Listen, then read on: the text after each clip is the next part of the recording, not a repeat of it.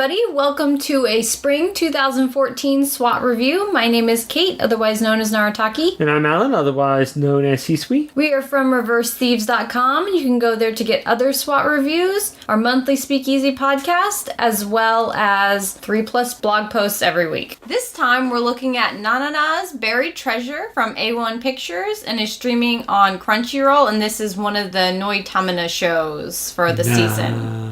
Na na na na na. So, na, na, na. Stop. Hey Jude. But yes. No, you don't get. Nope. So the show is about this island that's sort of like in a giant academy. There's a whole bunch of schools all the way through college, and it's been built to like support students and their dreams. So our main character goes there, and we don't really know what he's doing there, except that he was like, I'm getting out of my house, and I'm I'm running away to this island. And he said that he was exiled by his dad. When do you think we'll be Toma and Index in Academy City? Sorry, Al, you're gonna have to pick more popular characters to have show up. And so he moves into this kind of eccentric apartment building. We haven't met any of the other residents yet, actually, except for the landlord. But, one assumes that everyone there is eccentric. He goes into his new room and finds a girl there and quickly discovers that she's a ghost and she can't leave the room because she was murdered in there and it's still an unsolved crime. And so, yes, she's a bound ghost. And so she basically spends her day eating pudding and playing video games.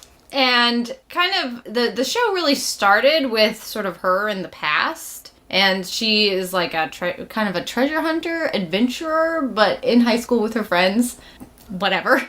And then it sort of fast forwards here, we're 10 years later, and she's been murdered. Like, it's funny because the way that setup sounded, like when I read it, I thought it would come off a little more serious. I mean, obviously it's about a ghost, so it's realness of it. That's not really what I mean. But I thought that the tone would be a little different because it starts out really goofy, and the guy is just kind of, he's not lecherous, but I guess he's just like a teenage guy, I guess. But his whole goal in like the first like half of this episode is to like look at girls. That's pretty much all. I'm like, is that your special ability? And that's why you're here on the island? You're really good at it.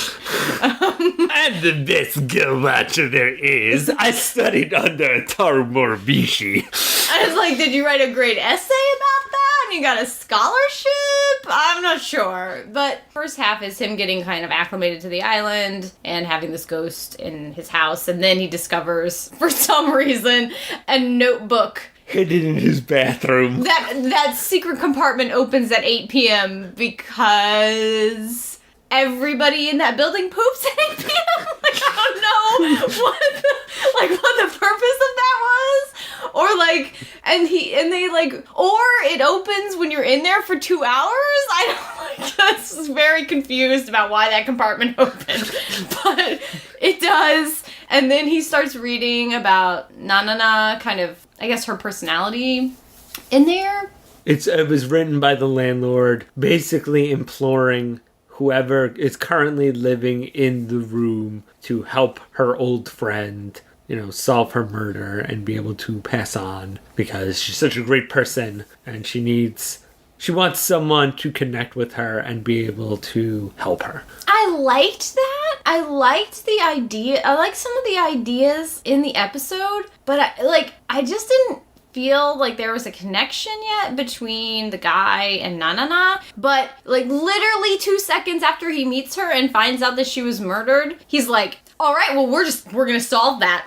And I'm like, let's do this thing. I mean, I guess that makes him a good dude because he's ready to go out of his way. I mean, I don't know. I just didn't feel like there was a connection. So then over the course of the episode, I didn't see her do anything or him do anything except feel inconvenienced by each other. But then at the end of the episode, I'm supposed to think that there's some bond there. I mean, I know that she's lonely. I don't know. I wasn't getting that connection yet. I once again, as I said, I think that in a way he does a lot of research on her and finds out that she was one of these 7 geniuses that founders of the school who are these amazing high schoolers who found all this treasure to be able to fund this super school. And, you know, I kind of feel like the journal gave him some insight into her. But yeah, once again, the other way around, other than him buying her pudding, I don't see why.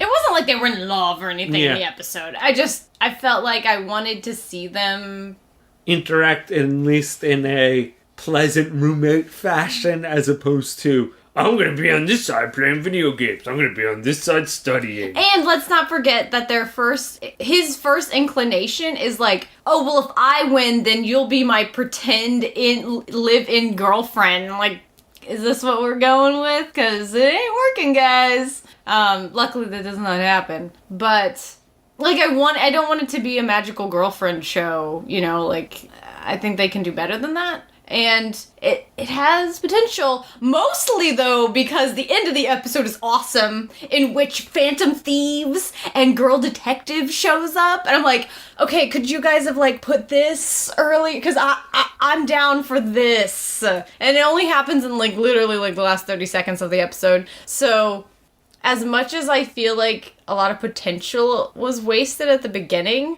that ending made me want to watch at least the next episode to find out about them.